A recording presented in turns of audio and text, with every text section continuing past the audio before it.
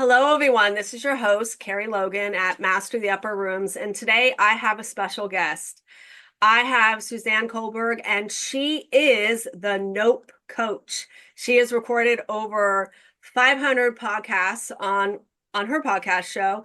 And she's the person that helps people really learn how to say no because so many people can be stuck in people pleasing, don't know how to set boundaries especially for women, when we say no, someone can label us, and I'm going to swear here, a bitch. And I will share an amazing story, Katie Byron's story that I shared with Suzanne when we did the meet and greet later, that will kind of define that whole concept. And you might look at being called a bitch as being empowered instead of something negative. So, Suzanne, welcome to the show. How are you today? I'm fabulous, Kerry. Thank you so much for having me. Fabulous. The most important thing that stood out for me when we did our meet and greet was when you shared your own personal story of where you were a people pleaser and you had a hard time saying no. And so share with everyone that experience that you had that led you to this realization, aha moment that I got to change my life. Certainly. So, when my daughter was 8 or 10 months old, I met this woman and at mum's group. I assume you have similar sort of thing over there. You meet once a week. Anyway, we lived in a smallish town and I do my grocery shopping on Wednesdays. And I'd see this woman and she had no car. So she had her pram, or think you guys would call it a stroller, and she'd Right. be tying all the grocery bags to all the handles and shoving groceries around her baby and pushing him and trying to get onto the bus. And if you've ever tried to get a stroller or a pram on a bus, like hands down, that's a workout, especially loaded with groceries. So I said to her one week, we do our grocery shopping on the same day. Would you like me to swing past your place, put your son's car seat in? I'll take you to the shops.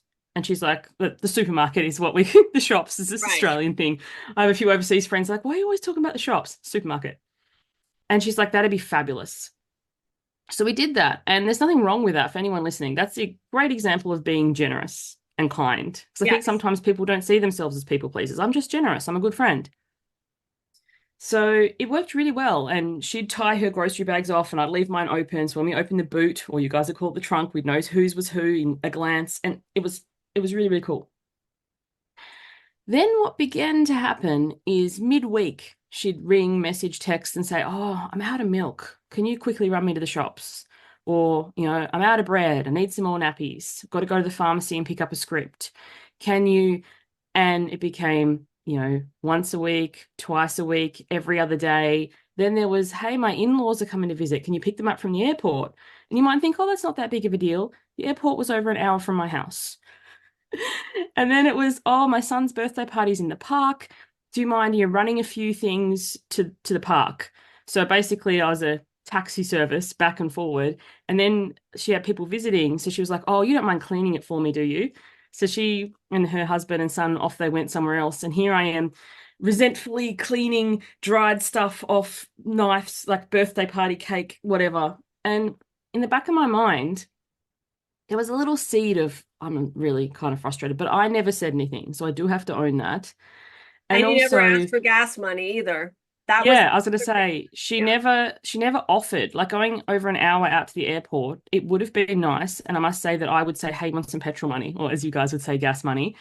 But also, she never offered, but I didn't ask either. So there's that. Because sometimes we get really resentful and we're like, and I think that's going into victimhood. So I've got to catch myself and go, a lot of these things weren't great, but also I didn't speak up. So there's that. Anyway, one day we were at a one of these mums meetings and there was like a bathroom stall cubicles thing. And I'm in the stall and I hear her at the sink with another mum, and the other mum's inviting her to something. And I can't remember what it was. The context doesn't matter. But she said, do you want to come to this event? And she's like, oh, I just remembered you don't have a car. So, don't worry about it. She's like, oh, Suzanne will take me. She's my little bitch. And I can still feel that moment. Like they say that's that quote, like the truth hurts. And I get that. But then in that moment, I really got that because I just felt like my whole body, even talking about it now, my chest tighten and like that rush of despair and the tears, and it's just like, wow. Well, yes, I totally am. And what a way to feel unappreciated, uncared for, taken advantage of, and just summed up in a sentence like that. And it was funny. I have this now as the story on my About page, and I did a solo podcast on my show about this recently. And the biggest question people asked me was, did you ever confront her? Like, did you ever say anything to her? And I was like, eventually I did. Eventually I did. And they're like, what was the response? I'm like, oh, she just laughed it off like it was a joke. And I think that can happen to so many people that if you do get up the stones or the wherewithal to say, actually, this is not okay for me, or I feel hurt, or whatever, and people just downplay it, dismiss it, oh, it's just a joke. And it's like, but that wasn't a joke to me. That really hurt. And to have someone, when you go to them and try and have this conversation where you're feeling, hurt, upset, and to have them laugh it off or downplay it or dismiss it, I think is even worse. It is even worse. And I can relate because when I was going through abuse recovery training when I was actually in a teenager, and I was told I needed to write a letter to my two abusers. And I was specifically told it doesn't matter what their response is. What matters is you did it. And one person actually apologized for, the mean things that they did. The other person was just like, well, you got what you deserved.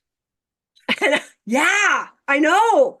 And but I remembered that saying, and I had to realize that I was being the better person. And that person is stuck in this mentality where they're always going to be an abuser. They are. And they'll downplay it, they'll do whatever. And it really shows, let's say, emotional intelligence and maturity. Yeah. And also, too, I think in terms of when you're speaking your truth, it's not universal truth. I don't think there really is universal truth. Like sometimes when you are having difficult conversations, and I had one recently with a family member, and they were adamant that what I was saying wasn't true. And I was just like, I remember things differently.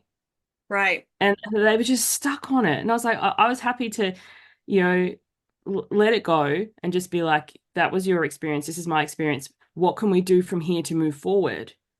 Because sometimes that is the case. And then later you can reflect on it, and I might reflect on it more, and they might reflect on it more, and we might have more openness to the other person's perspective. But I think sometimes I remember once hearing a quote, would you rather be happy or right? And it was just like sometimes in our self-righteousness, like this is how it happened. Because everybody, I remember one of my clients saying to me once, and it's always stuck with me, everybody's a villain in someone's story, but they're not a villain. Like, because, you put somebody in this light because to them, they cut you off or they cut you out or they were rude to you. But in their point of view, they were direct or they were honest or they were, focused on something else. And it reminds me, have you ever seen that image and it's like a woman hanging off a cliff and the guy has hold of her hand and it looks like he's about to drop her and she's being bitten by a snake and he's crushed by a log or something, but you can't see that from that. You only see this. And I think with anything, we only see such a limited perspective and point of view.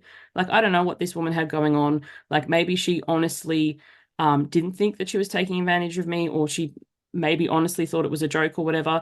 But it's like when it reminds me of that song too. You don't know what you got till it's gone, because sometimes you don't realize till later, like, actually, I was this. And if the person's even open to it, like I've had people I've had difficult conversations with before who, 6 months later, 12 months later, have written me a letter, like you were saying, or something like that. And I've been appreciative of that, but that doesn't mean that I want to open up that relationship, friendship, or whatever again. It's like, I appreciate that. And I feel like karmically or whatever you want to call it, like we've cleared this, but that doesn't mean that I want to move forward with a connection or anything. But I think so many of us don't have difficult conversations. We just tend to downplay it or dismiss it.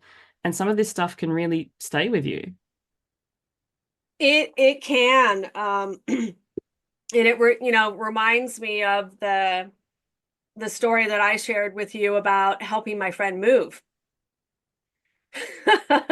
Yeah, and that one was really interesting. So how that scenario went is I I've moved a lot in my life and I've become an expert mover, expert packer. I know how to drive the truck, how to pack the truck, get the most in there, all of that. And my friend knew this. And I noticed that whenever she moved, she wasn't organized and she would not pack a bunch of things. So I didn't want to be in that situation again. So what I did was I said, okay, I'll help you move on this day. This is the day you're going to get the truck, have everything packed up, and I will load it. I will drive it. I'll do all that for you. And this is my time frame.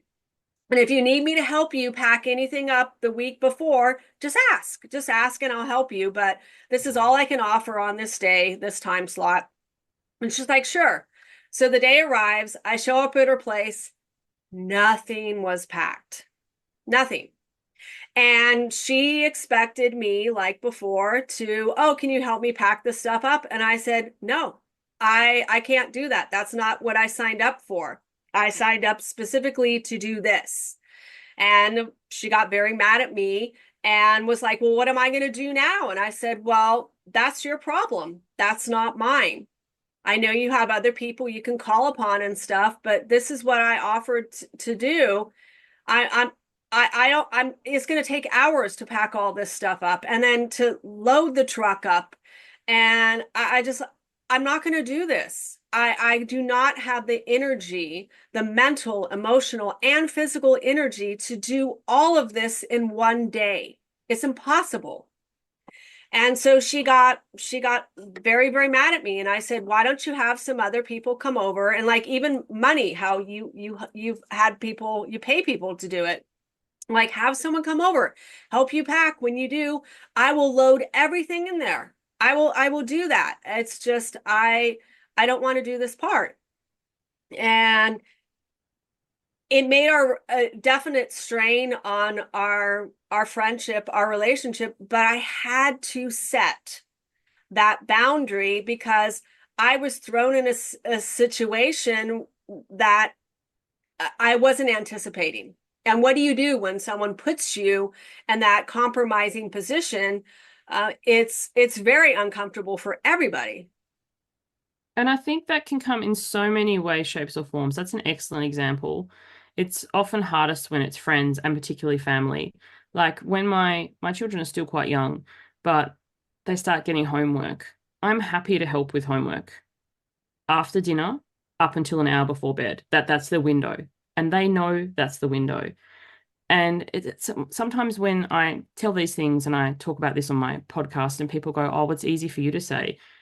A boundary isn't necessarily ever accepted and upheld the first time. It's a work in progress. So how this came about is one time my daughter came into my room at 10 o'clock at night, so past her bedtime. I'm preparing for bed, crying because she has a homework project due. I was like, oh, it's okay. When is it? Tomorrow. What is it? I've got to build a diorama. And I'm like, no, I'm not building a diorama at 10 p.m. at night due tomorrow. I don't have the stuff. I don't have the wherewithal. You're going to have to get zero. And sometimes putting someone in a position where they're going to have to face the consequences of their own actions is awful. It's uncomfortable. It hurts you. They're often calling you all the names in the world and all the worst thing because, yeah, you could help them. Same with your friend. You could have been like, sure, I'll cancel my whole day and help you pack. But you held to the boundary that you had set and, I reminded lovingly and gently that, this is the time for homework. And my kids are young. So for a couple of weeks, I did have to say, hey, any homework? Like I had to kind of remind them. And Right, maybe you might choose in future with your friend to text message, got everything packed? Remember to have everything packed. Or you can choose not to because you're not the parent to your friends. Like in this case, I am the parent to my children. So that's right, different. But, it's kind of like, do they know what they're signing up for, to be your friend or to be your client? Like the people that I work with now, I don't handhold them. I don't wipe their nose. I'm not a kindergarten teacher. I'm more like university examiner. It's like making sure you don't cheat. Like holding space for the goal that you said you wanted and helping, but not holding your hand and wiping your nose and picking up after you, because that's not helping anybody in the long run. And you teach people how to treat you. And sometimes, they are unhappy. And like very recently, and this might have been just before we talked, or might have been the day or after or whatever, but my son, we walk slash he rides his scooter to school. We get to the front gate. I help him clip his helmet onto his backpack because he's on a spectrum, so he struggles with fine motor. Only to realize he didn't have his backpack. And I'm like, dude, so he's got no lunch, no pencil case, no water, no whatever. I'm like, I don't have time to walk home, get your bag, walk back, drop it here, walk home. Like, I have clients, I have work to do. You're going to have to go today with no backpack. And he's like crying. And he went, fortunately, we live in the modern age, so I could log on to the school's app, order him a bottle of water and a lunch from the canteen. So like, the kid didn't starve, don't panic. And even if he did, it Right. was one day and they have a water fountain. But like his lunch was taken care of. And I was like, well, you're going to have to ask someone else to borrow their pencils or let the teacher know. But it's funny that we often put ourselves out because like I had things to do. So if I walk home, there's half an hour and back is an hour. Home again is a 90 minutes extra to drop him his bag late that he forgot. And, he's not in kindergarten anymore. He's in grade 3. So sometimes you've got to learn the consequences of your actions. And by us over giving, over delivering, putting ourselves out to stop that, then people don't learn the consequences of their actions. They learn that you'll fix. Right. Right. No, that's definitely true. I mean, there's been scenarios where my kiddo wants me to pick him up from school because he's having a bad day or something like that. And I'm like, I got meetings. I have to do this. I have to do that. You're gonna have to wait. You're gonna have to stick it through that other class you got or go to a quiet room, but I can't drop everything that I got going on and just come pick you up. I can't do it. Yeah, because it's inconvenient for you. Like my daughter now wants to do softball. I'm like, that's great. When is it? And I said, well, if you can get yourself from school to there, if there's a bus, if you can ask one of the other mums, if you can carpool, like if you can sort it out, 100%. But other than that, you're already doing the commitments that I've made for you for this term. I'm not dropping everything to run you to a training and a match. And also, once you do that, you committed to it for the season. Like, if you decide 2 games in you don't like it, I don't care. You've got to follow it through for the time that you've signed up for. And I think sometimes that is the lesson because, we do end up in something and go, actually, this isn't for me. I just have an inkling that won't be the sport for her, but, she's going to learn that herself. Yes, well, that's true. I think a lot of parents at first, and even kids, like for example, my daughter wanted to learn how to, I think, play the violin.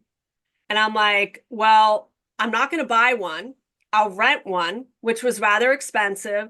And it really didn't last that long.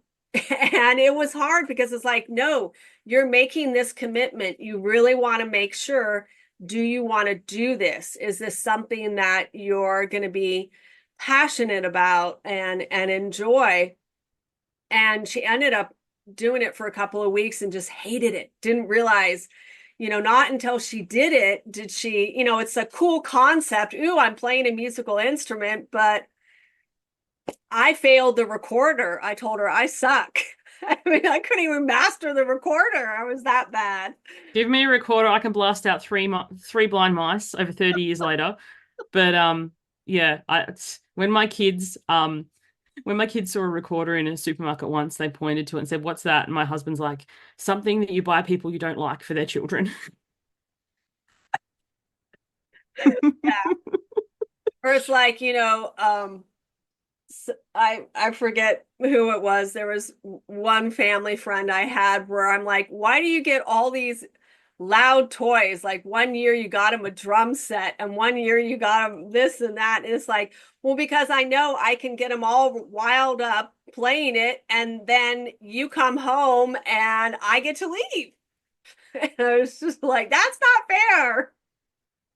Oh dear. I remember the year somebody bought my son a drum set. He stayed up way past his bedtime playing it. And I thought, oh, he'll sleep in tomorrow. But he was up before the sun playing it again.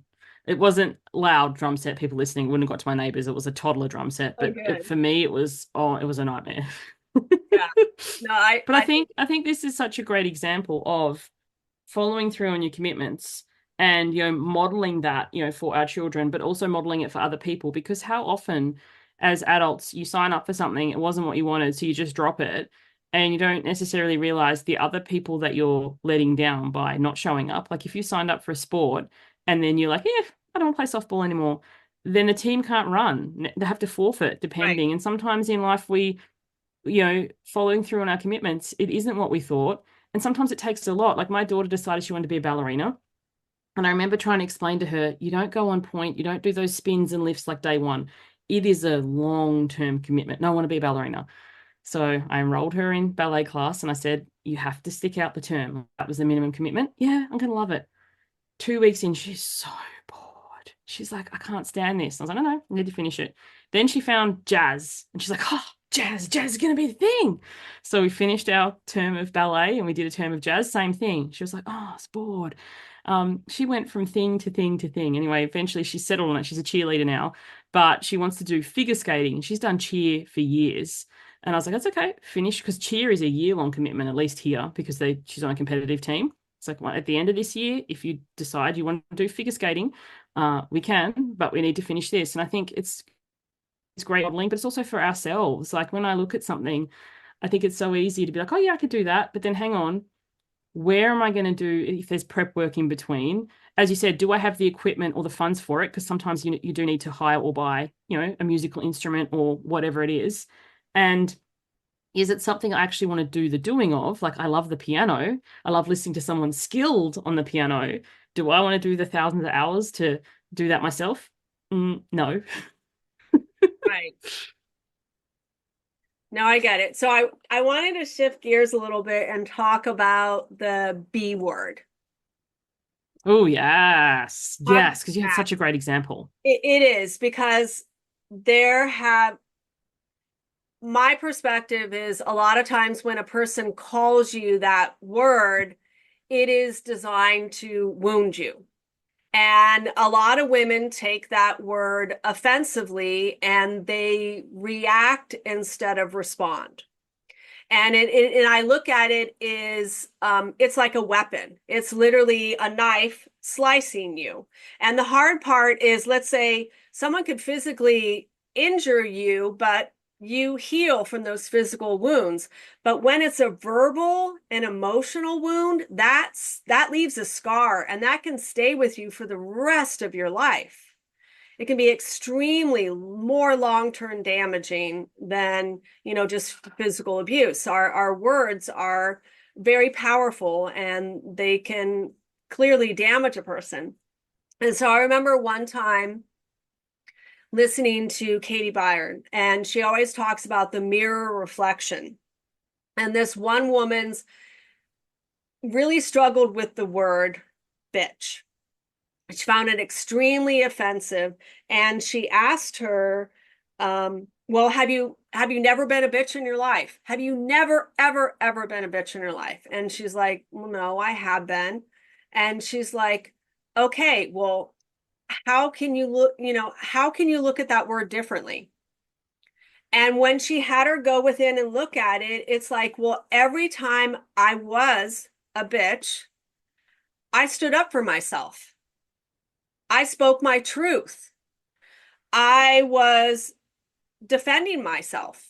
And this person was trying to intimidate me or make me feel small or worthless or all those, unkind things. And and so she was getting not the response that, let's say, she wanted. It was being perceived differently. And she said, well, look at it this way. Weren't you empowered in that moment? It took you courage to actually have the guts to be a bitch and stand up for yourself. And could you look at it from that perspective is when someone calls you a bitch, it's actually a compliment because now they feel threatened and intimidated by your empowerment and they want to cut you down and put you back in place. But no, you can stay strong and be a bitch and it's not negative. So the next time your husband plays that game with you and calls you a bitch, smile and say thank you. Thank you for that. And I wanted your perspective on that.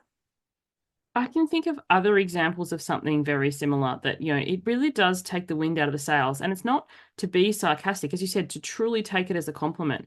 I remember someone telling my son once that he was full of himself, and he just looked them up and down. He's like, well, who else would I be full of? Like, to him, he wasn't insulted. He was like, of course I'm full of myself. Like, and that's a good thing. Um, and, people who say, like, if I say, oh, I just didn't feel like working today, so I took the day off. Like I didn't have client meetings. I don't drop people, but sometimes it's like behind the scenes, I don't feel like reporting today, I'm not going to. And people are like, oh, must be nice, or nice for some. That it used to really wound me. And now I'm like, it is. It is nice. I've created the life that I want and I live it. It's fabulous.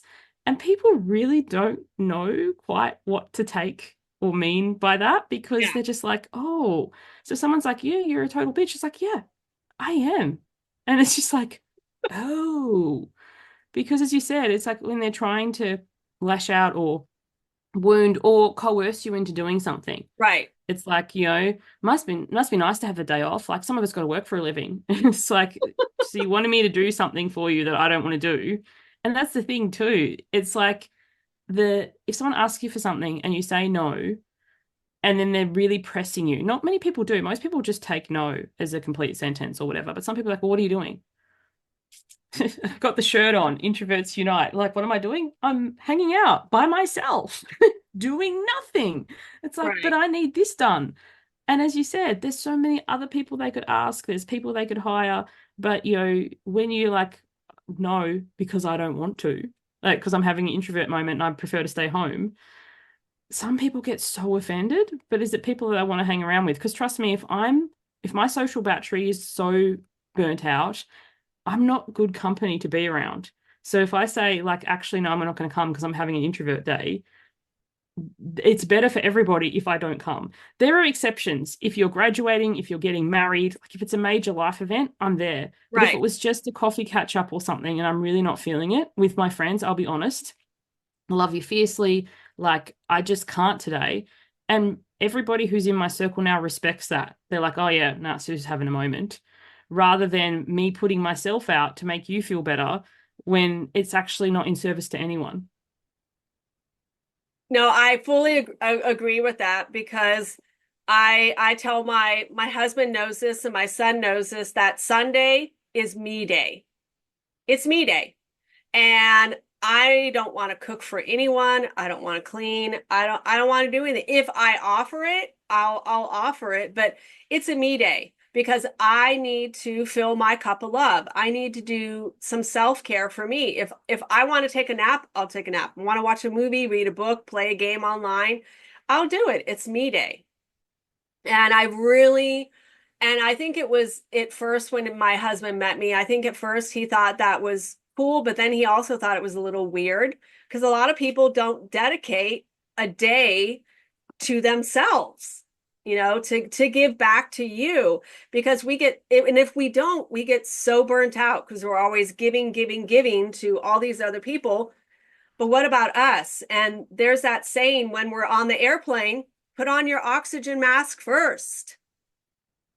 Seriously. Sometimes and that's why I do my me day is I need to, because I remember one time, this was before my son was born. My daughter came up to me one day and she said, Mom, you need to fill your cup of love. You need to go out with your friends, go dancing, have fun, because you've been really irritable lately and you're not happy. And she called me out on my stuff because it was true. I was not happy. And I looked at her like, you are so smart. Thank you for reminding me to do this for myself. And it's finding what works for you. For some people, it's going out. For me, it's staying home. And it's funny, I remember when I first hired a babysitter for my kids, I hired the babysitter and out I went, and I was like, I don't actually want to go out. Like, I like to stay home. So then I talked to her and I was like, because she loved kids' movies.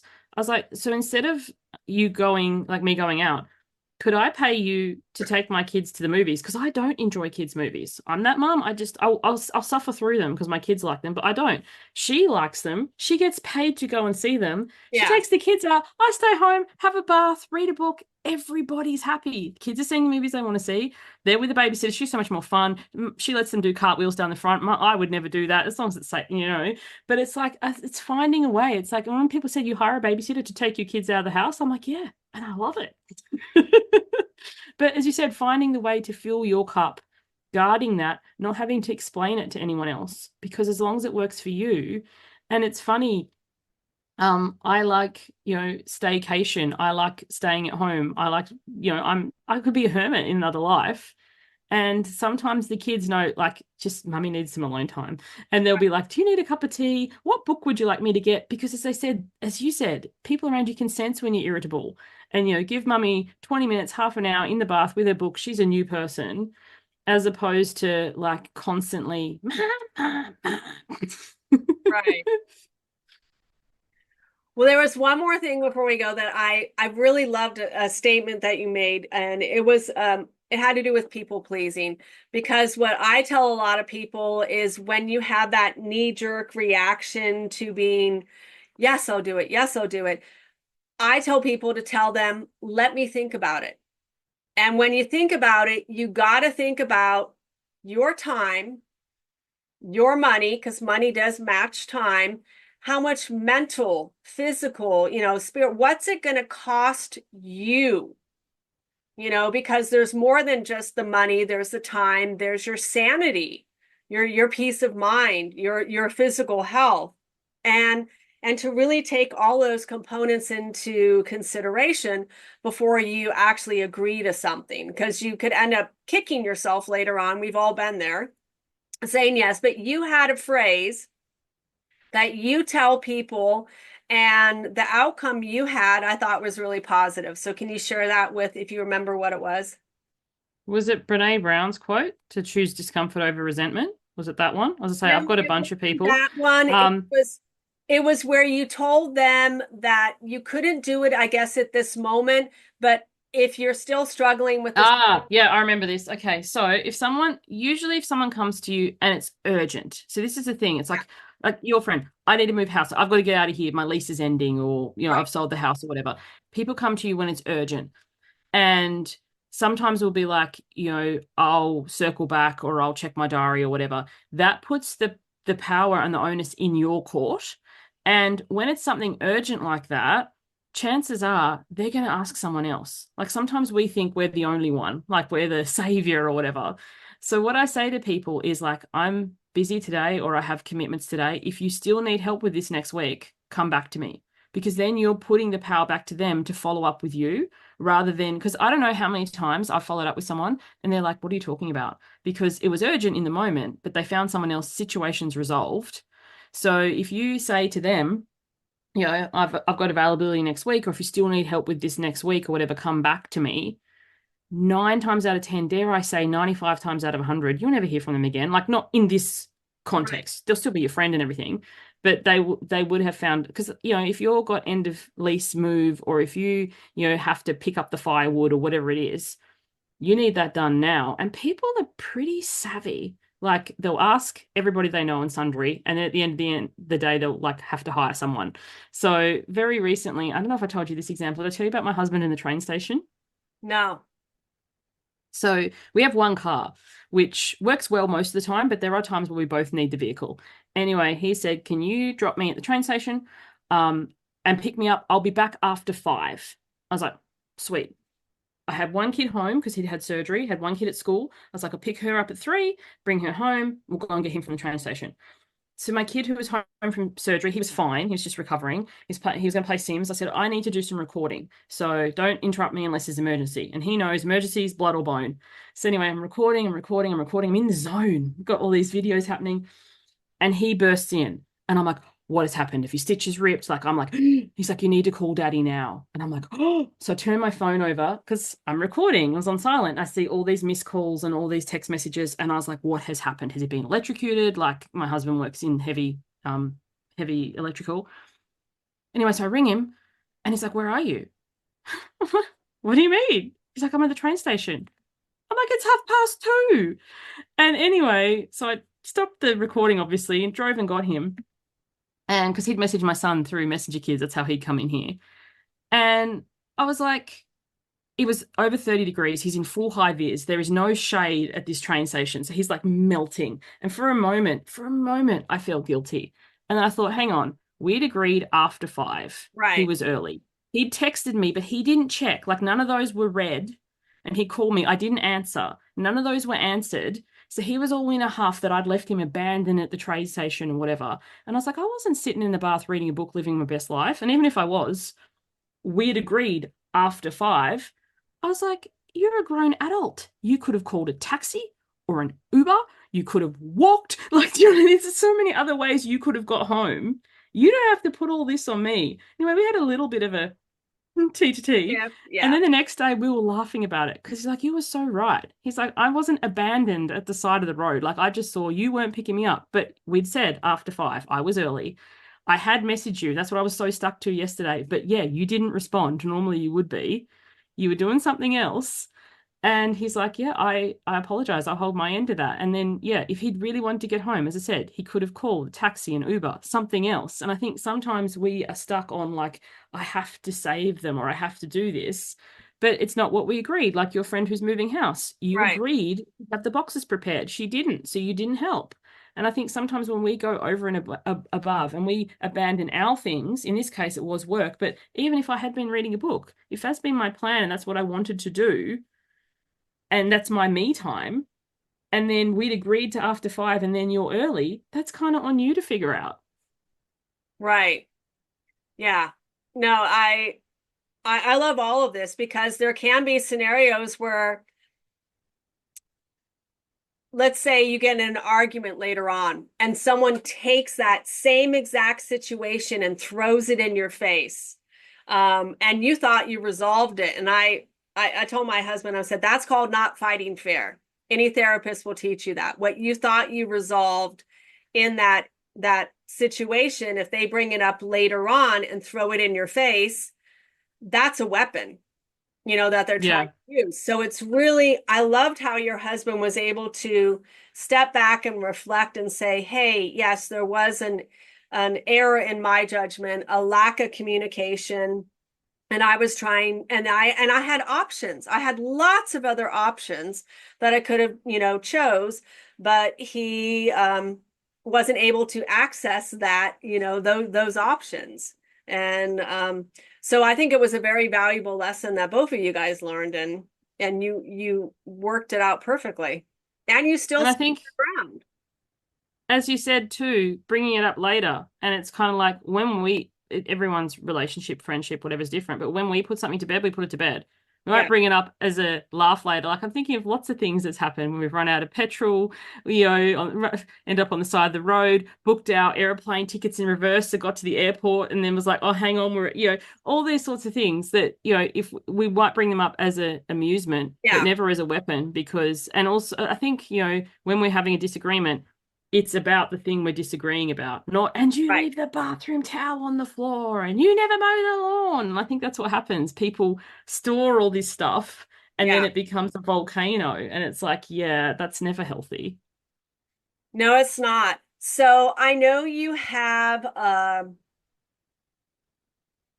bundle. I'm looking at what you offer. You have a program or something that helps people build boundaries. Yes. Tell me Yes. Have I about given that. you a coupon for that yet? If not, let me know and I can. So nominally it's a $50, 50 Australian dollar bundle, but for Right. any of your listeners, um, there'll be a coupon. And if I haven't given it to you yet, let me know and I can give it to you and you can put it in the show notes so you guys can grab it for free. But it's a series of videos altogether. You could watch it in under an hour, but I encourage you to watch one, action one, because it's so easy to binge watch in the days of Netflix, Amazon Prime. It's like, you Right. can binge watch through everything, but watch it, take an action on it, then watch the next one, because building boundaries takes time. You can Yeah. understand it intellectually, you can kind of grasp the concept, but it's like if you go to the gym, you can see people bicep curling 20 kilos and struggle to lift the 3 kilos off the rack. So you got to get your reps in. So it's not Right. about a race. It's not about doing it the fastest. It's about, the concepts are simple, but putting them into place so that over time you can say no without feeling guilty, without feeling mean, without feeling like a bitch. Right. And, like I said, I only felt a twinge of guilt for my husband the other day. And then I was like, yeah, this isn't on me. And your whole life's different, because otherwise I would have spent weeks beating myself up. I should have been looking at my phone. I should have known he might have come home early. I'm not a mind reader. Right. So the little steps that you can put in place so that you can start to build your no muscle, like as you said, fit your own oxygen mask first, like they Right. teach you on the airlines, because then your life is totally different and you're not behooving to the moods and whims of everybody else. Yes, no, that's true. So what I will do is I'll create a blog post and I'll put your coupon code in it. I don't have the so if you want to send it to me, that would be great. Yep. And I highly recommend checking out her podcast. She's got over 500 episodes. She's got a wealth of knowledge. You're amazing, Suzanne. I'm very blessed to have met you and made this connection and everything. It's just I'm very, very grateful. Thank you, Kerry. I received that. I'm Yes, grateful to be here. yes. So I think I'm going to wrap it up. Is there anything else you want to say, or are you good? Last thing is, there's a quote by Sophia Bush that I love. You can be a masterpiece and a work in progress simultaneously. Yep. When you start to set boundaries, when you start to say no, when you start to speak up for yourself, when you start to have the difficult conversations that for years or maybe decades you haven't had, it's going to be awkward in the beginning.